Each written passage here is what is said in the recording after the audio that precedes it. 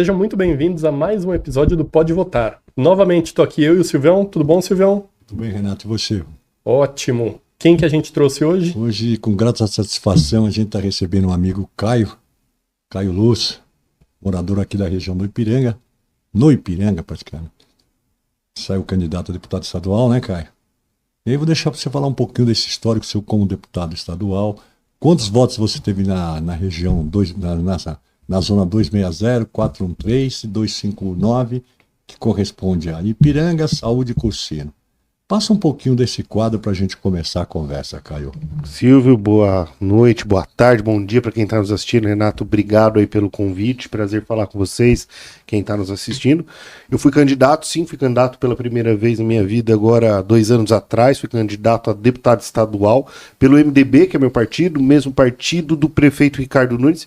Eu tive 33.673 mil votos, dos quais pouco mais de 4 mil foram aqui nessa região, dos quais 2.638 exatamente na zona 260, que é essa zona que compreende o Ipiranga, o Heliópolis, a Vila Carioca, onde a gente está aqui hoje e onde eu moro, inclusive, onde eu escolhi viver com a minha família. Eu tenho 2 filhos, sou casado com a Fernanda, tenho 2 filhos, o Pedro e o Bento, aqui que eu vivo. Então, para mim foi muito orgulho ter 2.638 colegas, vizinhos, que depositaram confiança em mim há 2 anos atrás, e quase 23 mil paulistanos que depositaram. Então, dos quase 34 mil votos que a gente teve, perto de 23 mil foram depositados aqui na cidade de São Paulo. Então, isso para mim é um orgulho, é uma honra poder ter representado aí na eleição. Sou hoje suplente de deputado estadual pelo MDB. Legal. Então, legal. E você me induz a pensar o seguinte, então, você é pré-candidato a vereador? Estou pré-candidato a vereador, sim, pelo meu partido, que é o MDB, na chapa do nosso prefeito Ricardo Nunes, entre os 56 que disputaram pelo MDB essa eleição, que virá aí nos próximos 100 dias. A gente vai falar bastante, a população vai passar a ouvir bastante sobre isso, e isso é importante porque esse é o grande exercício da democracia, a eleição que se aproxima. Legal. E dentro desse quadro aí de pré-candidato a vereador, quantos votos mais ou menos você imagina que precise para ser eleito vereador? Está lá entre os 55. É duro, né? Pior do que guerra para senador. É uma disputa muito dura. São Paulo tem 55 vereadores, como disse o Silvio. O meu partido, o MDB, hoje, dos 55 que estão na casa, 11 são do MDB. Então eu estou falando de 1/5 dos vereadores da casa estão no meu partido.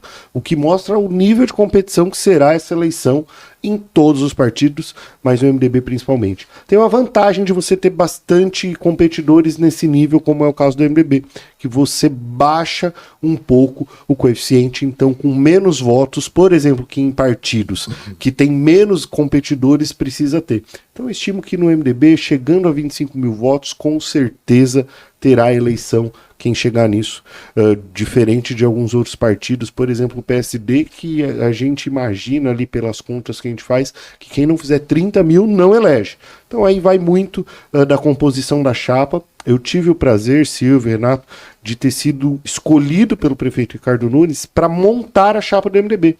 Então eu escolhi, por assim dizer, os 56 candidatos. Eu dialoguei com tantos e tantos interessados em ser candidatos pelo MDB nessa eleição, visto que o governo do prefeito Ricardo Nunes tem sido muito exitoso, com taxa alta de aprovação, o que fez muita gente se interessar em ser candidato a vereador pelo MDB. E eu tive que fazer durante o ano todo de 2023, dialogar com esses pré-candidatos, que supostos candidatos, entender ali quais tinham maiores condições de representar o MDB, que é o maior partido do Brasil, o partido até há pouco, por toda a democracia, retorno da democracia, o partido que mais tinha prefeitos no Brasil. Então foi uma ação aí de muito trabalho em 2023. Mas chegamos no 56, a gente acredita que foi uma escolha legítima, considerando a questão da diversidade, considerando aqueles que têm mais capacidade hoje de disputar essa cadeira dentre os 55. São 56 candidatos que terá o MDB, e acho que essa é a conta, mais ou menos, hoje no MDB para a gente ter um eleito. E você acha que essa debandada dos vereadores do PSDB para o PMDB ela seria por quê? Em virtude disso que você está colocando? Acho que o PSDB... Qual a sua percepção ou visão nessa situação? Eu fui filiado ao PSDB por quase 12 anos da minha vida. Essa debandada que culmina com a saída dos vereadores mais recentemente, não foi só para o MDB, teve vereador que saiu PSD, teve vereador que saiu até para o PSB. Isso é o resultado de um partido se esfacelando ideologicamente há 6, 8 anos. Isso veio acontecendo e culminou nisso.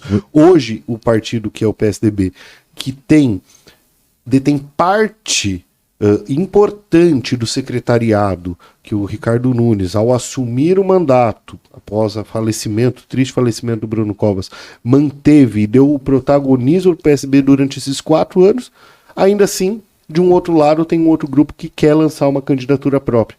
E, de um outro lado, quem queira ser vice de um terceiro candidato. Então, essa falta de clareza ideológica do PSDB culmina com essa debandada. Isso é natural. O PMDB também viveu isso, não viveu? Todos os partidos vivem esse processo de renovação. O MDB também viveu isso. O próprio PT viveu isso há alguns poucos anos. E isso é natural, acontece. Agora, acontecer isso é natural. Se renovar, nem todos conseguem. E aí é o desafio que o PSDB tem pela frente de conseguir se renovar e voltar a ter uma identidade. Hoje você tem noção, uma vez que você tratou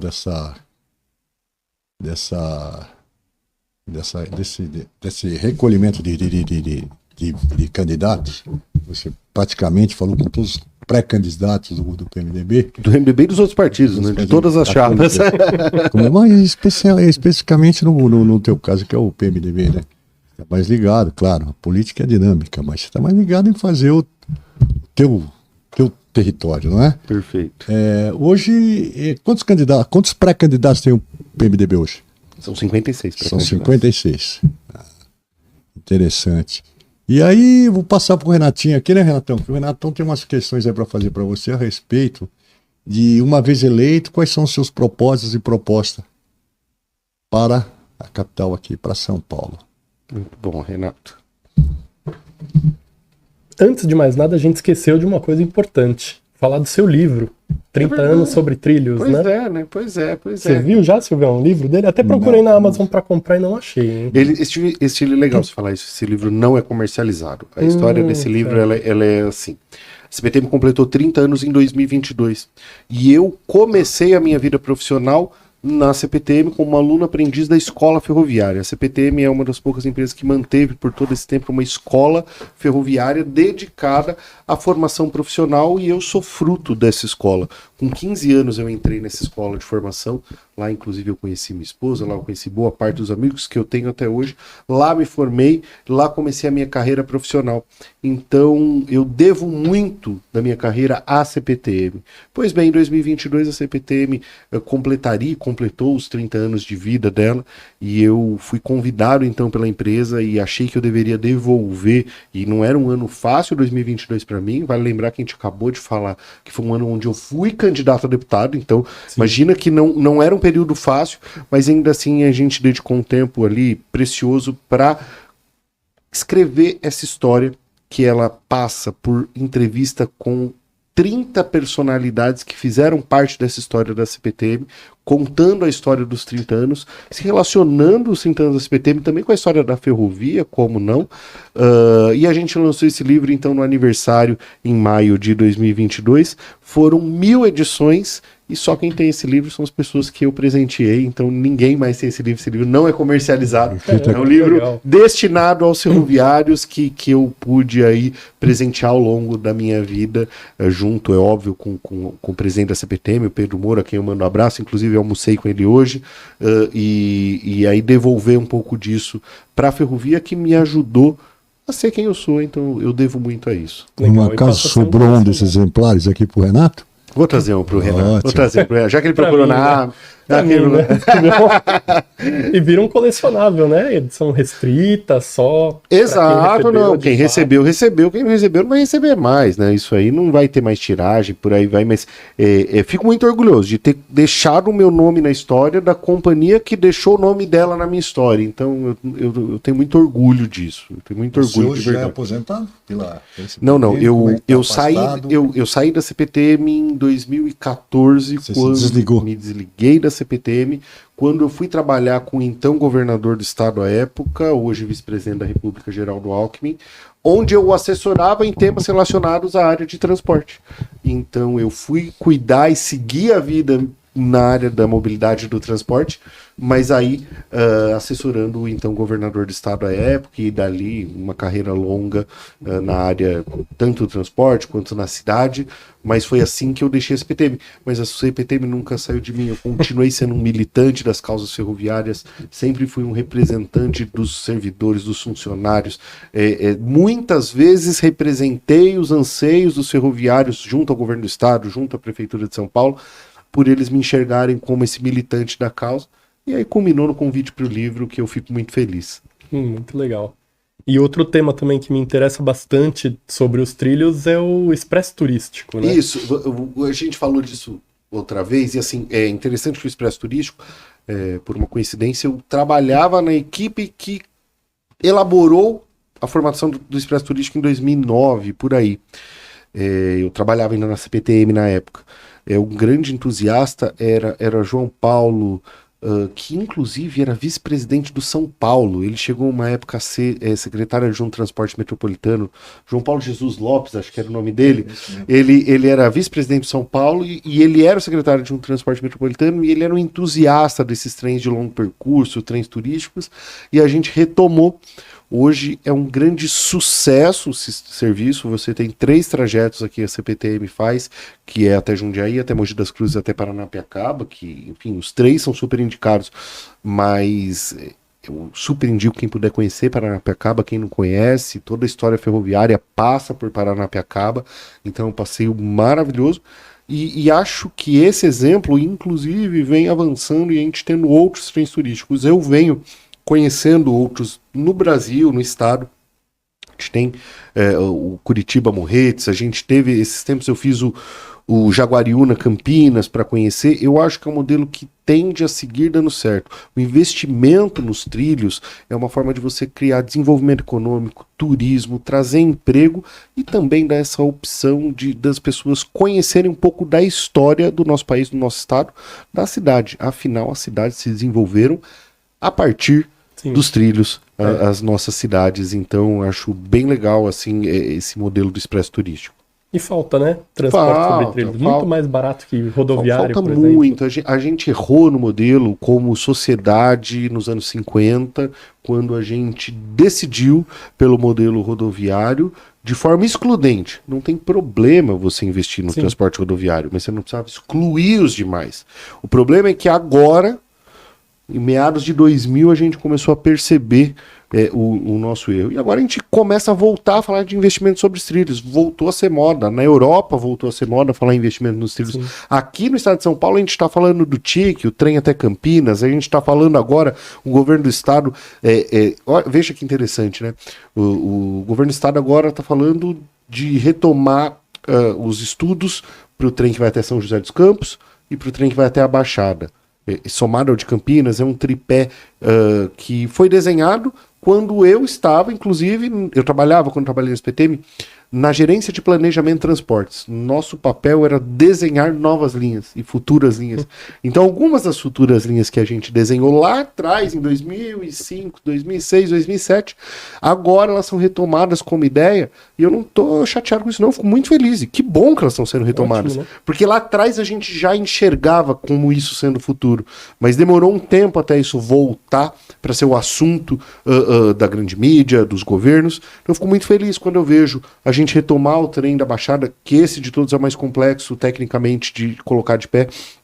O trem para São José, o Vale do Paraíba é uma região com uma relação muito forte com a ferrovia, mas muito forte mesmo. A gente está falando hoje da revitalização que está tendo em Cruzeiro com Passa Quatro, no túnel onde travou-se uma das grandes batalhas da Revolução de 32 e que era na linha do trem. Então, assim, você tem uma relação muito forte da ferrovia com muitas das regiões de São Paulo. Então, assim, eu sou um defensor da gente investir mais nos trilhos. Quando a gente traz para a realidade de São Paulo, Renato, Silvio, a gente vê a transformação que o investimento no transporte sobre trilhos pode fazer não só para o passageiro, mas para o entorno. Quem conhece a região da Anhangamelo antes e depois do investimento da linha 15 do metrô, sabe do que eu estou falando. Aquilo é um outro lugar. Sim. Você trouxe opção, um parque a céu aberto, com espaço para bicicleta, para caminhada, área verde, melhorou todo o entorno, valorizou os imóveis. Então, o investimento sobre trilhos não é só para o passageiro, é para o entorno, valoriza a região. Então, eu sou um grande defensor da gente. São Paulo precisa, só para finalizar, prometo esse tema, São Paulo precisa participar mais ativamente do planejamento do transporte sobre trilhos no estado. O metrô hoje, 100% das estações do metrô ficam na cidade de São Paulo. Então, São Paulo, cidade, precisa participar mais ativamente do planejamento de transporte feito pelo governo do estado, porque o maior impactado é o cidadão paulistano. E acho que é o melhor metrô do mundo, né? É, o mais melhor metrô do limpo, mundo. mais organizado. Mais rápido. Você não, onde você anda, eu costumo dizer isso, né? Um trem que anda 60 quilômetros para sair da Luz e chegar em Mogi das Cruzes, lá na Europa, ele é tratado como um trem de longa distância. Você muda de país, dependendo de onde você estiver. E aí, sabe quanto tempo que demora para você pegar um trem? É a cada 8 horas passa um trem daquele de longa distância. Aqui, a cada 3 minutos você tá na Luz, passa um trem. Sim. A cada 3 minutos você tá na Luz, passa um trem. Não estou dizendo que não tem problema o nosso serviço de transporte sobre trilhos, não é isso. Mas a gente tem que entender que ele é o melhor do mundo. Ele é o melhor do mundo. Eu acho que só faltaria mesmo melhorar a malha, né? Aumentar a quantidade. Ampliar a malha. Esse é o nosso grande desafio. Ampliar a malha de trem e metrô é o nosso grande desafio. E eu acho que chegou a hora. Quando eu falo chegou a hora, precisa começar. Se não começar, não termina. A obra de metrô é demorada. É demorada. É demorada mesmo. É complexo. É um sistema extremamente tecnológico. Um sistema muito complexo. Mas que o resultado vem com melhoria do investimento, com velocidade, melhor logística. Isso depois é devolvido para a sociedade. E até para quem anda de carro, um metrô bom ajuda. Porque se eu moro aqui no Ipiranga e trabalho no centro, o estacionamento lá onde eu trabalho é R$40 por dia. Quase 500 no mês. E eu tenho um metrô aqui do lado. Por que eu gastaria tudo isso? Então, é um carro a menos fazendo trânsito, né? É um carro a menos fazendo trânsito, aí a gente vai falar da questão ambiental e vai falar principalmente, uma coisa que eu também venho falando bastante, eu vou até pegar um tema aqui que eu acho importante a gente falar. Em 2023, ou seja, ano passado, eu fui secretário de mobilidade de Mogi das Cruzes. Mogi das Cruzes, a 10ª maior cidade do estado, 50ª do país. Um dos grandes trabalhos que a gente fez lá nessa passagem em Mogi das Cruzes, Renato, foi atuar exatamente na questão da educação para o trânsito e diminuição dos acidentes, que é muito importante. Você sabe que o maior motivador da morte de jovens no Brasil e no mundo são os acidentes de trânsito. A gente pode pensar qualquer outra coisa, mas não são doenças, não é homicídio, são os acidentes de trânsito. E lá a gente conseguiu, Renato, diminuir em 52% o número de mortes no trânsito em um ano, enquanto eu fui secretário, com uma série de ações que a gente fez. E aí eu só puxei isso para dizer o seguinte: quando você tira um carro da rua, não é só a questão do trânsito. Você está evitando acidentes de trânsito, você está diminuindo a incidência de acidentes de trânsito, você está salvando vidas de fato. E andando de forma segura até contra assalto dentro do metrô, né? É um sistema extremamente seguro, como você disse, limpo, rápido, ambientalmente efetivo. Então, assim, eu sou entusiasta, como eu disse. 2 coisas que eu gosto. O ônibus elétrico que tem aqui no Ipiranga. Esse dá lá suas mancadinhas, né? Ele sai em vários seguidos e depois fica meia hora sem passar. O ônibus elétrico e o metrô, pra mim, o ônibus elétrico que a gente tá falando é o trólebus. A cidade hoje tem discutido muito essa questão. Eu defendo também a manutenção do trólebus até como patrimônio histórico e parte viva da nossa cidade. São Paulo tem mais de 70 anos que tem o trólebus na cidade de São Paulo. Isso faz parte da nossa história. Isso tem ali uma série de vantagens ambientais, como a gente disse. Então, eu acho que a gente precisa discutir, eu venho defendendo que a gente discuta, e aí até respondendo tudo isso que a gente falou, responde um pouco das perguntas, a pergunta do que a gente pensa para a cidade. Aos pouquinhos a gente vai falando algumas coisas que a gente pensa para a cidade. Mas do Trolobus eu penso que ele deve ser mantido na cidade. A gente precisa repensar ele, entender as linhas onde ele pode ser mais efetivo, mas a gente não pode abrir mão de tê-lo em nossa cidade. Sem dúvida. Mais alguma coisa aí que você tem em mente aí, Renato? Por enquanto não, ao longo do tempo eu vou descobrindo mais coisa aqui para perguntar. Mas eu, como sou um sonhador, e sempre sonhei, e acho que ainda chego lá, ter um vereador que more aqui no bairro. Eu sou muito a favor do voto distrital misto. Sou chato, sei disso, mas sou leal naquilo que eu me proponho. Então, eu quero entrar mais nessa linha da sua pré-candidatura. Por quê? Porque eu acho importante. Nós temos aqui vários outros pré-candidatos, alguns já estiveram, né, Renato? Sim. Mas fala aí pro pessoal que nos ouve, nos escute. Caio Luz, vereador por São Paulo. Você tem todos esses sonhos, a gente sabe que é difícil. Político para mim é aquele que promete 100, se ele fizer 30%, que eu sei das dificuldades que é ele conseguir uma votação em plenário de um projeto que, ainda que seja interessante para a cidade como um todo, é complicado.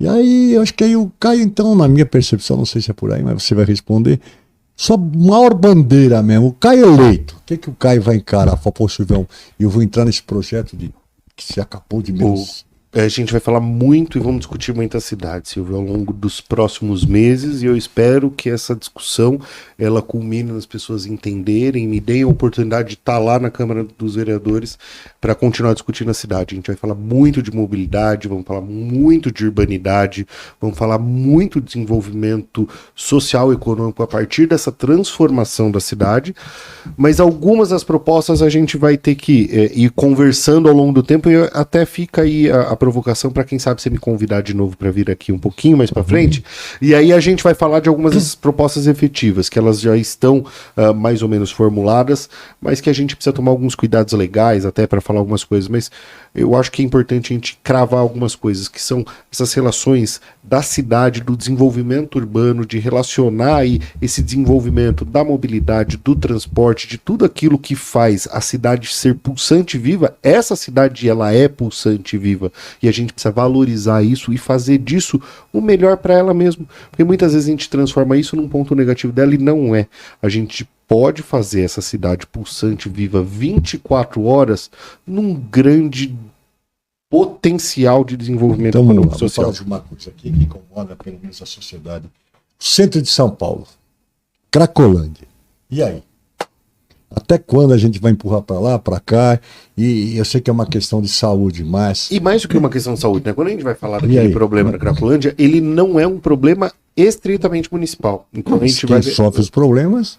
É porque a gente vive na cidade, né? Sim. Mas assim, então todos os problemas a gente vai sofrer na cidade, mas nem todas as soluções estão nela. Então, quando a gente fala da Cracolândia, a gente precisa de uma integração que já vem acontecendo do governo do estado com o governo municipal, e precisa também do braço forte do governo federal nisso. Quando a gente fala da Cracolândia, a gente está falando de segurança pública, a gente está falando que vamos lá, é um braço do estado, a gente está falando de saúde pública, que tem obrigações federais, municipais e estaduais. Sim. A gente está falando de assistência social. É uma solução de muito tempo para ser trabalhada, cultural. Você tem uma série de impedimentos legais para fazer abordagem a essas pessoas. Então, assim, esta não é uma solução fácil. Lamento mesmo, aí como cidadão, não é como político, quando vem um colega que aparece numa live, num podcast ou num debate e fala, eu vou resolver a Cracolândia. Ninguém vai resolver sozinho o problema da Cracolândia. Ninguém vai resolver sozinho o problema da Cracolândia. Então eu fico chateado quando eu vejo, porque eu vejo alguém tentando enganar a população e eu não sou a favor disso. O problema da Cracolândia é um problema que vai E já exige, não é futuro, ele é presente, ele é passado, e já está acontecendo. Ele exige uma integração entre os poderes muito forte, mas muito forte. E vem acontecendo, você tem um acolhimento acontecendo, você teve algumas ações de segurança pública efetivas recentemente. Eu li até esses dias, eu li um relatório que saiu da Polícia Civil, muito interessante, identificando eu não sei se vocês viram, os hotéis e hospedarias como ponto maior, 52 locais, Então, assim, percebe que é um processo muito longo de trabalho, que depende da polícia, sim, mas depende da saúde pública, depende da ciência social. Então, a Cracolândia, eu sou a favor dos modelos que vêm sendo colocados, dando atenção social para essas pessoas, que só assim a gente vai conseguir. Internação compulsória, você é contra? Sou contra a internação Totalmente? compulsória. Sou contra a internação compulsória. Legal. Porque dentro do que você está falando, o que a gente percebe, a gente que milita politicamente? A gente percebe que isso não diminui. Então, acho que o Estado, a União, seja lá, eles têm uma certa... Eles demoram muito tempo, essa solução é que nem licitação pública. Vai até o fim do mundo, só para fazer uma defesa, Silvio, não é que não diminui. Diminui. E estava diminuindo. O problema é que a gente passou por uma crise que se chama pandemia, que colocou o país num buraco econômico natural, que não é só o número de moradores de rua que quase dobrou. Uma série de setores quebrou naquele momento, naqueles 2 anos. Então, a política que estava sendo feita não dá para a gente colocar nela a culpa, o que está sendo feita, do aumento do número de moradores em situação de rua. O que acontece é que a gente pula de 27 mil para 47 pós-pandemia. E aquela a gente podia estar tendo uma política efetiva, pouco efetiva, muito efetiva, zero efetiva, que não ia mudar, porque não é sobre a política de assistência social isso. Isso é sobre a questão econômica do país, que a gente teve pessoas... E aí, vamos lá, o que eu falei, o limite é o ir morar na rua, mas quantas pessoas tiraram o filho de escola particular para colocar na escola estadual, municipal? Quantas pessoas pararam de pagar plano de saúde e foram para o SUS? Isso aconteceu nos últimos anos. Então, assim, eu sei que causa essa ansiedade a solução, agora esse é um problema que a ansiedade não ajudará a resolver. A gente vai precisar lidar com esse problema por anos, porque esse não é um problema de um só ente e só uma pessoa vai resolver. Vai ser um processo contínuo, longo, e que vai passar, sim, por uma série de órgãos, uma série de etapas, até a gente conseguir resolver. Isso é o que eu acredito, tá? Não tenho... posso estar errado, mas é como eu vejo esse problema. Eu acho que é perfeito. Eu acho que eu só me incomoda e me dá muita ansiedade quando eu vejo que esse volume ele cresce, né? E aí você tem uma série de outros fatores, né? Você pega aquele centro degradado, né? Os donos eu estava vendo uma matéria esses dias aí que o cara está quase que dando seus imóveis ali por falta de opção de aluguel, o comércio que circunda aquela região que gera emprego. Tudo isso é verdade, tudo isso tem que ser combatido. É papel, sim, de um vereador também ajudar a combater isso, principalmente pensando numa legislação de incentivo do uso do centro, para você melhorar uma má ocupação, Silvio, isso é o que eu acredito. Ela só muda com uma boa ocupação no lugar. E é um processo. Eu falo isso quando eu fui subprefeito, não comentamos disso, eu fui subprefeito em 3 regiões. Fui subprefeito de Ipiranga, fui subprefeito da Vila Prudente, fui subprefeito da Lapa. E eu aprendi ao longo dessa trajetória que uma má ocupação só se substitui por uma boa ocupação. Quando a gente tem descarte irregular em um lugar, não adianta eu colocar... põe câmera. Não resolve o problema. A gente precisa ocupar de outra forma. Tive alguns casos de muito sucesso. Eu conto ali, quem conhece a delegacia ali do Heliópolis, que no muro dela tinha um descarte regular de 20 anos. 20 anos que ficava maior que aqui, esse pé direito, de lixo todos os dias. Não era um dia assim, no muro da delegacia. Mais de 20 anos. Sabe como eu consegui acabar? Então, assim, o problema não é de segurança. É no muro da delegacia. Enfim... e como a gente conseguiu acabar com aquele descarte? Eu tenho orgulho de falar que fui aí, foi mesmo, passar lá, não tem, acabou. Reocupando espaço. A gente abriu um Tô Legal. Tô Legal é aquele sistema que o Bruno Covas, prefeito de São Paulo, à época criou para você legalizar quem trabalha na rua. A gente abriu um Tô Legal para aquele local. Quando a pessoa se inscreveu, a gente entrou em contato com ela e falou: ó, você se inscreveu, você quer colocar ali naquela rua? Legal. Então é o seguinte, você vai entrar 8 da manhã, mas não pode ser 8h01. 8h01 já vai ter lixo. Eu vou limpar. 8 da manhã eu vou terminar e você tem que entrar com a sua barraca, vender coxinha.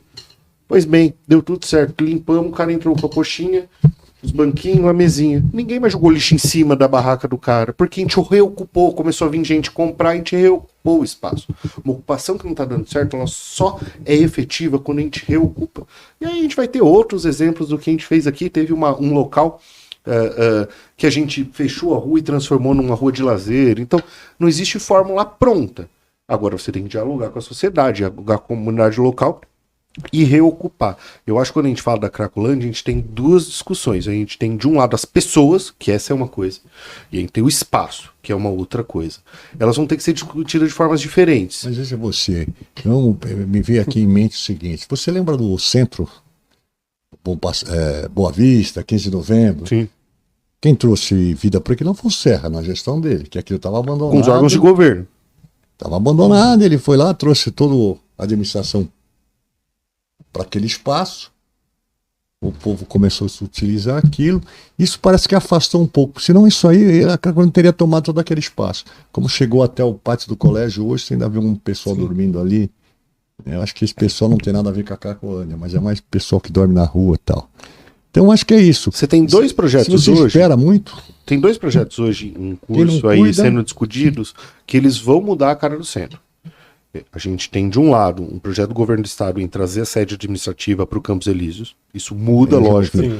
Porque não é só o governador vir morar ou despachar do Campos Elíseos. É o boteco, é o restaurante, é o hotel que tem que ter do lado, é os prefeitos do estado todo vindo. Você muda totalmente a dinâmica do entorno. E você tem um outro, que é o bonde SP, que é a volta do bonde do VLT no centro da cidade, que vem sendo já pensado e já vem sendo projetado pela Prefeitura de São Paulo e que transforma também a movimentação de pessoas, começa a dar uma outra cara ali para aquele centro de São Paulo. Então, assim eu acredito que quando a gente fala em reocupar o espaço, é isso. São com projetos efetivos que vão mudar a lógica e que já começou lá atrás. Por isso eu digo, não é nada... a gente não pode esquecer o que vem sendo feito. Quando o Rodrigo Garcia, secretário de Habitação no governo anterior, conseguiu fazer a PPP da habitação no centro, é uma forma dele conseguir trazer moradia para o centro. É uma coisa importante. Sozinho não vai resolver. Aí você tem que trazer a sede do governo, você tem que trazer o VLT, isso é uma ocupação que vem acontecendo. A infraestrutura que tem naquele espaço lá era muito dinheiro, tem muito dinheiro ali. E de repente, quando você não ocupa o espaço, alguém ocupa. Independente de quem ocupar, vira tragédia ou não. É isso. E medida enérgica só cria novos focos, né? Entrar com a polícia, eles vão espalhar. Só espalha e depois reagrupa. Ou não. Ou ele espalha e cria outro grupo. E cria outros grupos. Forma um cerco maior. Hoje, a gente comumente fala da Cracolândia porque, de fato, ela é o maior ponto desse tipo de situação que a gente fala. É o calcanhar de Aquiles do prefeito? Eu não chamaria assim, porque não é uma situação nova. A gente está falando de um problema de algumas décadas e que é um problema, repito, social, que passa inclusive pela situação econômica do país, que prefeito A ou B, ele tem que lutar, e eu acho que o Ricardo vem fazendo um atendimento efetivo na região, mas ele sabe que não é ele que vai conseguir resolver sozinho isso. Né? Considerando a pandemia, todas essas coisas que a gente sabe que passamos por nessa fase aí, e na tua percepção, as políticas voltadas para esse público do prefeito, ela tem ajudado a diminuir essas coisas ou não? Tem ajudado. O prefeito Ricardo Nunes vem sendo muito efetivo no trabalho, e aí desde que o governador Tarcísio assumiu, eles vêm fazendo um trabalho muito efetivo aí em dobradinha Estado e Prefeitura. A gente ainda precisa de uma mão um pouco mais forte do governo federal, que vem faltando um pouco nisso.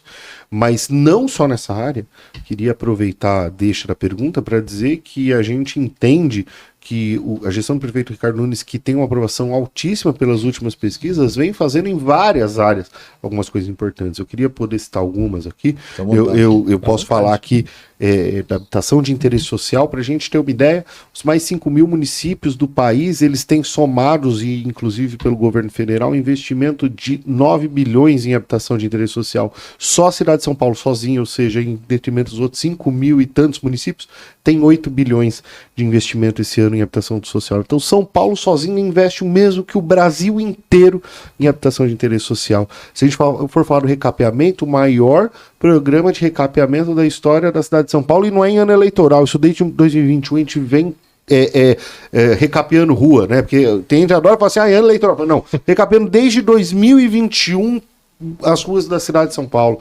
A gente vai poder falar da faixa azul, por que não da faixa azul? Vamos falar da faixa azul que trouxe a zero o número de mortes nas vias onde você tem a faixa azul. E aqui, se aqui ninguém for motociclista, com certeza tem alguém na família, algum amigo, e que isso trouxe uma segurança para o trânsito enorme.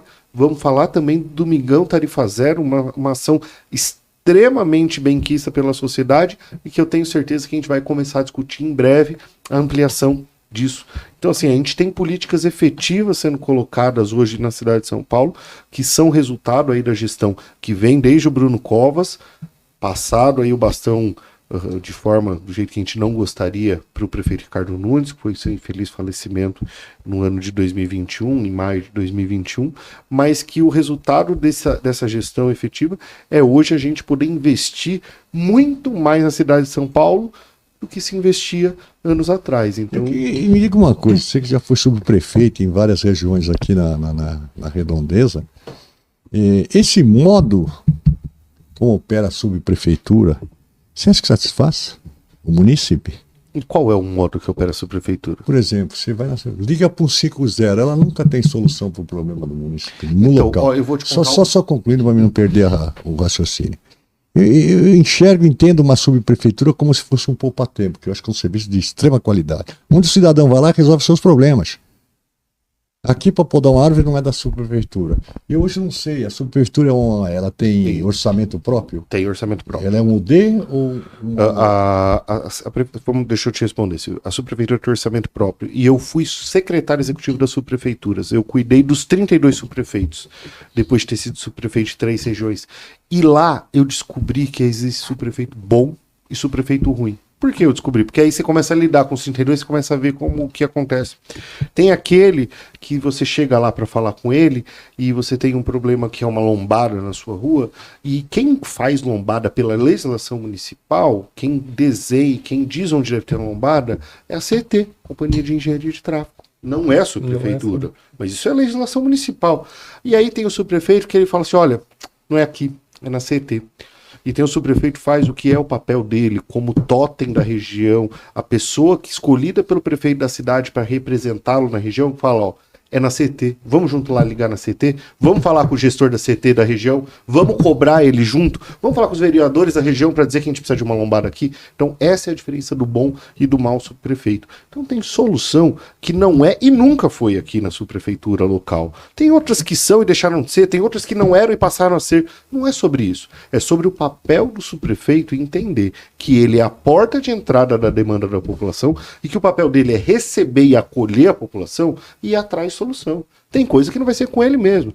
Quando eu fui subprefeito, quando eu recebi problema de vazamento telhado de escola, não é na subprefeitura. Quem cuida de escola é a Secretaria da Educação. Eu podia simplesmente falar, putz, isso é na Secretaria da Educação. O cara nunca vai conseguir falar na Secretaria da Educação. Como que ele vai falar? Tem papel do subprefeito, fala, ó, você é na Secretaria da Educação, mas senta aqui, ó, vamos ligar para a diretora regional de ensino. Quem é ela? É a Marta querida, que eu mando um beijo, que foi minha diretora regional quando eu fui subprefeito aqui, foi subprefeito na Vila Prudente, era a mesma.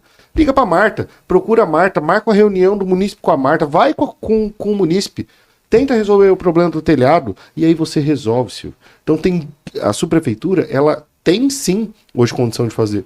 Quando você vai falar tapa-buraco, por exemplo, que é uma coisa que adoram falar, que não é a subprefeitura que faz. Nisso, fala um pouquinho também sobre a qualidade do asfalto.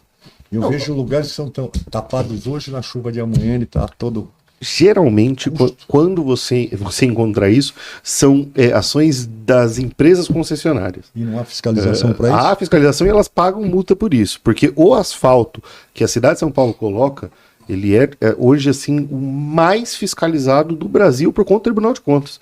Que inclusive o responsável por essa fiscalização lá no Tribunal de Contas é um colega nosso aqui do bairro, Domingos de Sei, que é ele que é o responsável por essa área, inclusive, e ele fez parte dos estudos. Hoje a tecnologia do nosso recapeamento, do nosso tapa-buraco é uma coisa de primeiro, acima de primeiro mundo. Agora, as concessionárias, infelizmente, elas não tinham a legislação que as punia para fazer o que elas fazem. Isso é no Brasil inteiro, isso é um problema nacional.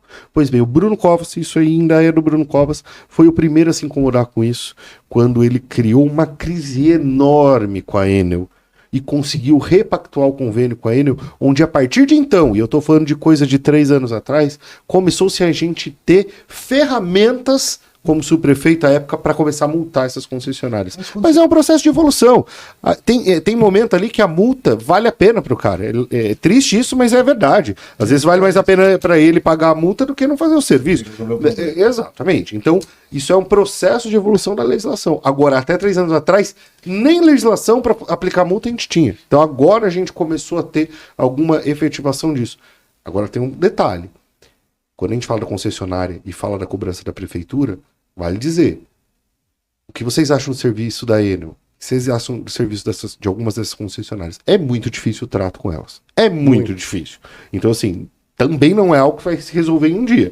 Agora, hoje há legislação posta para a gente evoluir essa legislação, sim, é sempre no papel de um legislador, por exemplo, mas pelo menos ela existe.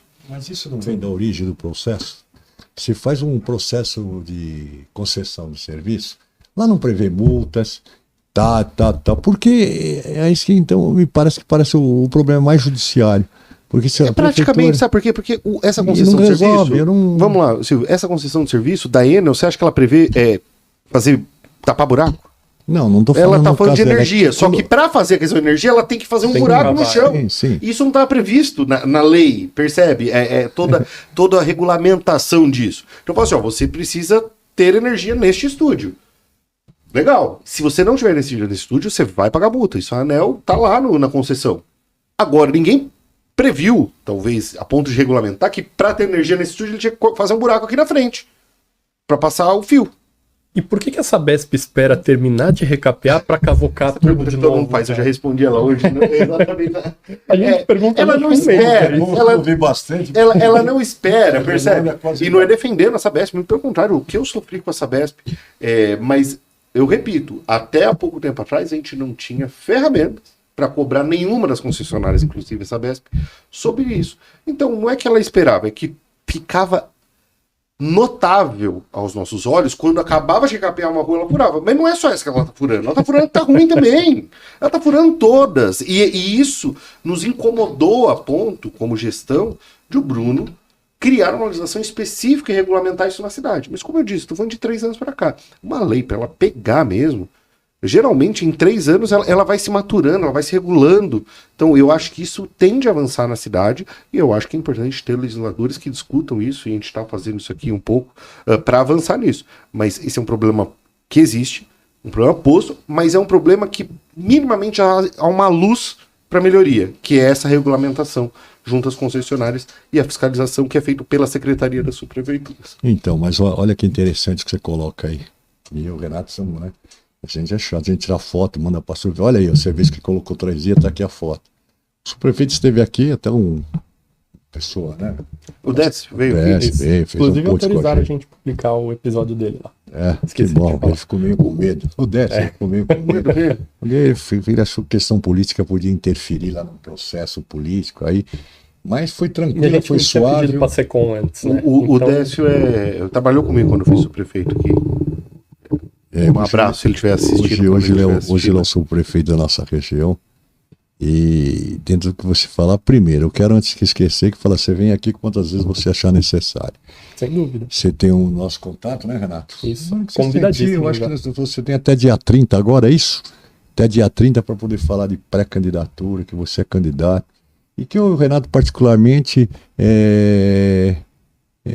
está muito satisfeito em tê-lo aqui. e saber que você poderá vir fazer parte da Câmara Municipal como vereador. Sinta-se à vontade, basta ligar o ele, que eu tenho um contato razoável com o teu assessor ali, que está com você há algum tempo. Gente do bem. O Vitor, um abraço pro o Vitor Vitão, também. um abração pro Vitão, um cara do bem, cara de palavra, um cara que sabe o que faz. Então, velho, desejar você agora aí sucesso pleno. Se tomar, eu acho que você na vereança, São Paulo vai ganhar muito, vai somar com São Paulo. Eu acho que alguns que eu conheço lá, quase todos, está na hora de dar uma mexida naquele caldeirão, né?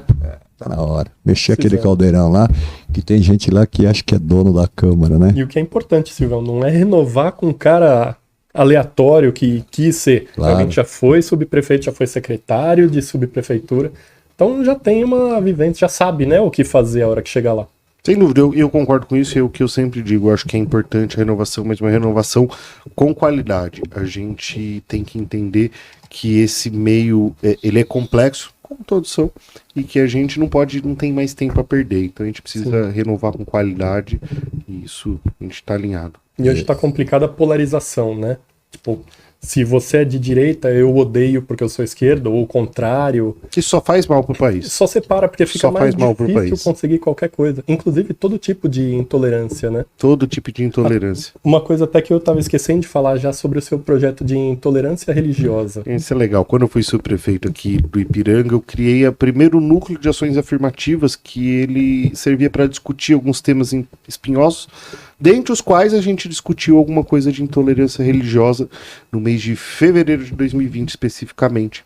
A gente promoveu um mês onde a gente conversou com diversos líderes religiosos de diversas religiões, trouxe o tema do amor para essas religiões e fizemos uma das coisas mais legais que eu fiz na minha passagem pela gestão pública. A gente convidou 8 desses líderes de religiões, pastores, padres, enfim, de 8 religiões distintas para um encontro, e a gente só pediu para que cada um levasse um símbolo da sua religião, uma lembrança da sua religião. E chegando lá, a gente propôs e todos toparam, a gente fez um amigo secreto.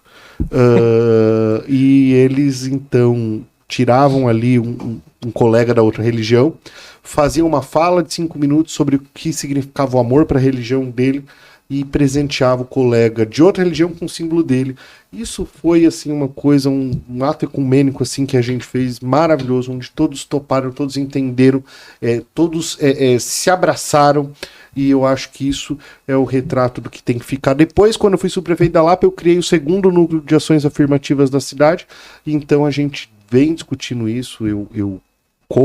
Com esse núcleo de ações eu pude desenvolver esse tipo de discussão. Eu fico muito feliz que você tenha perguntado. Eu acho que essa é uma grande realização aí da nossa passagem. Achei sensacional o aí, vídeo, Renato? que tem todos lá, né? Todas no seu Instagram, que tá lá, todos eles falando, né? Dando um alô ali. Desculpa te cortar aí, Silvio. Isso. Nossa, gente. Aí tem uma coisa que você sabe que a gente é política, meio. Quer falar, gente? Não, Fica à tranquilo, vontade, hein? só acompanhando. Aí eu só queria te dizer uma coisa. As subprefeituras são loteadas. Uma hora ela pertence, pelo menos aqui no Ipiranga, eu vou te falar da minha região. Uma hora está com o vereador A, outra hora está com o vereador B. Entendeu? E aí parece que começa, não sei se foi o seu caso, né? Eu me lembro bem, eu não acompanhava você na época. O cara começa a fazer, não diretamente, mas a gente sabe que pelas lacunas, né? No entorno, começa a direcionar os pedidos e as demandas daquele vereador. E se eu presencio, eu denuncio mesmo. É coerente isso? O modelo... O subprefeito ele não teria necessariamente ou não, aí você que vai me dizer, morar aqui, conhecer os problemas do bairro, ser referência e liderança do bairro, ter noções administrativas e de gestão, e um pouco de política, porque só gestão não resolve, se não misturar não dá feijoada. O modelo de representação que a gente tem, não só nas subprefeituras, ele é democrático, discussão de representatividade a partir dos partidos, dos vencedores das eleições. Então eu não vejo problema em haver as indicações dos vereadores para os Independente de onde o espaços. cidadão mora, pode morar no... Eu não falei disso. Agora nós vamos chegar sobre morar. Também não interessa para mim. Eu fui subprefeito de 3 regiões morando só em uma. Não saí. Eu tô falando de um modo geral. Não, perceba. Eu entendo, mas eu acredito que não é esse o pré-requisito para você ser subprefeito. Eu acredito que o pré-requisito para você ser subprefeito é você conhecer de gestão, conhecer um pouco de política, como você disse, conhecer a cidade e gostar de solucionar problemas da cidade. Mas quando você me indica para um cargo, você não acha que fica meio estranho? Esse Caio Lúcio indicou o Silvio Silva para subprefeito de Ipiranga. Não parece uma coisa assim, meio Supremo Tribunal lá em cima? A gente indica quem a gente quer para presidente da República, a gente indica quem a gente quer para governador do estado, a gente indica. A gente vota, é diferente. É uma indicação. Não. E esse cara que chega lá... Não tem opção de dizer, eu não quero você, eu quero ele. Lá não. Não, lá, tudo bem, mas aí esse cara que chega lá, ele só governa para quem votou nele? Não sei. Bom, então se ele o faz, o erro está fico meio na interrogação, Caio. Mas não é isso. Então vamos lá. O modelo de representação é esse. Não vejo problema nele. Ah, mas o fulaninho, ele só tá fazendo para pessoa A. O problema é o fulaninho, o problema não é o modelo. Então, assim, a gente precisa discutir a capacidade, a competência do fulaninho e expor isso se isso não estiver sendo bem feito. Esse é o nosso papel. Inclusive, a gente tem uma chance de ouro a cada 2 anos para falar sobre isso, que é isso que a gente vive agora. Daqui a 107 dias, a gente vai ter um negócio importante na nossa frente, que é uma urna eletrônica, para a gente escolher nossos representantes. Então, assim, nos é dada a chance, a cada 2 anos, de escolher quem a gente quer que nos represente e quem vai indicar os subprefeitos, os secretários, quem vai indicar os nossos secretários. Não digo muito, porque o secretário acho que é uma competência mais do prefeito, o cargo majoritário. Mas eu digo que na subprefeitura há muita ingerência dos vereadores. Os vereadores querem o seu quinhão. Eu vou ser muito honesto, Silvio. Eu acho que isso, de novo, para mim não é modelo, é pessoa. Eu fui subprefeito de 3 regiões, eu atendi todos os vereadores que me pediram em todas essas regiões, eu pratiquei emenda de quase 40 dos 55 vereadores que estão na casa, 43 milhões em obras, enquanto eu passei em Ipiranga só de obras, de 11 vereadores distintos, do PT ao Novo. Então eu acho que aí não é sobre modelo, é sobre a pessoa. Infelizmente, às vezes a gente lida, encontra e se depara em todos os lugares, não é só na subprefeitura, é na iniciativa privada, é na nossa rua, é no bar que a gente frequenta, pessoas que não têm capacidade para estar onde estão. Mas aí, diferente de outros lugares, exato, mas aí daqui a 2 anos você pode escolher um outro vereador, daqui a 4 anos, e aí ele não vai indicar mais ninguém. Ele nunca mais indicará ninguém se ele não for eleito. E muito importante também o trabalho que você fez de escolher quem vai ser candidato. Porque enquanto eu, cidadão, eu posso votar naqueles que uma estão lista lá. Fechada, exato. Então, uma lista assim, fechada. É uma democracia, né? Eu só vou poder escolher quem o partido já escolheu. Esse é o modelo. Se o partido esse não é escolher exato. quem presta, é isso, não vai adiantar nada também. Hoje eu tive o prazer de fazer parte dessa escolha, e aí eu contribuí não só com a nossa chapa, como eu falei para o Silvio, mas até por ser o coordenador da chapa do MDB, eu dialogava com o coordenador da chapa do PSD, do PSDB, eu dividia ali com eles os nossos dramas, as nossas lutas, quem tinha de melhor, quem tinha de pior, e conseguimos fazer esse trabalho. O MDB vai sair com 51 vereadores. Quem? Candidatos para o MDB? 56. 56. 56. Vai sair uma chapa completa. Chapa completa. Legal. Aliás, eu tenho um banco de reserva grande, uns 20 ou 30 ali, que estão loucos para alguém não sair e a pessoa entrar. Hoje mesmo eu recebi uns 2 mandando mensagem. E aí, ninguém desistiu? Não desistiu. Tem uma boa parte já composta por quem está eleito, né? Eles têm prioridade, não é isso? Assim, ele já tem um mandato. Não está escrito que existe, não está escrito em lugar nenhum que tem prioridade, mas, poxa vida, você tem 11 caras que são vereadores. É coerente. Você vai por eles na chapa. É coerente. Você escalar um time, você tem 11 caras de seleção brasileira, você põe eles para jogar depois. Se eles não tiverem feito um bom trabalho, não vão ganhar. É isso. Eu acho coerente, mas às vezes, e aí eu acho que eu conheço você razoavelmente, e sei que você fez um pente fino nisso aí, porque às vezes fica muita gente boa sem a legenda. Sim. Porque o cara tem mais conhecimento político, o dono do partido. Eu tive cuidado, Silvio, de todas as pessoas que eu pude, eu indiquei a possibilidade de, caso não conseguisse estar no MDB, de estar num partido aliado e apresentei o coordenador. Teve gente que falou assim, não, eu quero isso aí pelo MDB, eu prefiro esperar. Falou, Você sabe que você está esperando. Aí é uma Estou sendo opção. honesto contigo que você não está na vaga, mas se você prefere esperar e talvez conseguir, caso alguém desista, legal. Se não, eu acho que... Eu tenho só uma pergunta, Renatão, para a gente Manda encerrar, bala pra que é a gente última. encerrar. Quais as lições que você tirou das últimas eleições? Ah, tem bastante. Tem bastante. Conte uma boa e uma ruim, vai. Episódio inteiro, né? Vamos deixar. Uma Não, boa e mas uma ruim. eu acho que assim, Ah. a boa é manter fazendo isso que eu gosto de fazer, que é dialogar com as pessoas. Legal. Eu acho que eu tive 34 mil votos no estado, é muito por conta disso que eu faço, que é falar com as pessoas, ir nos lugares, e a gente foi em alguns juntos, isso é o que eu mais gosto de fazer. Sendo honesto, transparente, falando o que dá, o que não dá. Como foi aqui no Brasil? Não tá certo, não é assim que vai se resolver. Eu acho que isso foi a lição maior, porque é muito legal, né? Eu fui a lugares onde eu encontrei pessoas, putz, eu votei em você, pessoas que eu nem imaginava. Então, isso acho que é reflexo dessa forma que a gente fez. Eu acho que o que a gente tirou de pior da nossa campanha, eu vou falar da nossa campanha e do geral, né? Assim, a nossa campanha é que eu acho que faltou e que a gente vem aprendendo um pouco, é entender que a gente precisa se comunicar de outras formas além dessa. Então, ainda que essa deu muito certo e eu estou muito feliz com ela, eu preciso furar essa bolha e dialogar com mais pessoas. E hoje, a rede social, um podcast, esse tipo de comunicação a gente não pode abrir mão. Agora, de forma geral, que aí não é a minha, o que a gente tira de mais triste é a polarização, que não discutiu o país e que muitas vezes começa a trazer uma discussão para uma rivalidade de torcida uniformizada e deixa o país de lado. E eu acho que a gente teve de pior na eleição passada foi isso. Legal.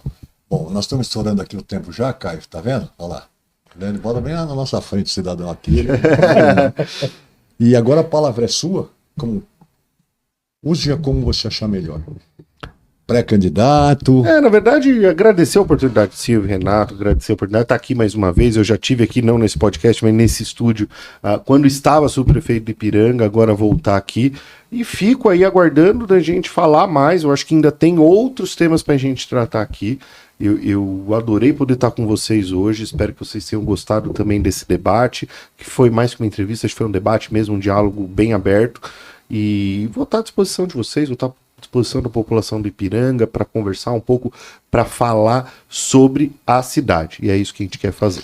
É isso aí, pessoal. Então é o seguinte, quero agradecer, eu, Renato, vamos agradecer a sua presença, disponibilizar o tempo que você disponibilizou para estar aqui conosco, reafirmar que você é um pré-candidato a vereador pela 260 e, quer dizer, pela cidade inteira. Hoje o vereador ele roda a cidade inteira, né?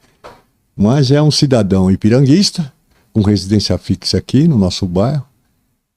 Foi subprefeito aqui, né? Ajudou o bairro quando pôde, continua ajudando independentemente de poder ou não, ele está aí com a gente. A gente vai te agradecer, né? Podemos reafirmar tranquilamente. Você vem quando você quiser. Aqui, o nosso podcast ele não tem questionário pronto.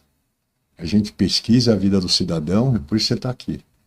E vem como pré-candidato, como candidato e como vereador. Do jeito que quiser. Qualquer hora está à Isso aqui é um disposição. espaço livre.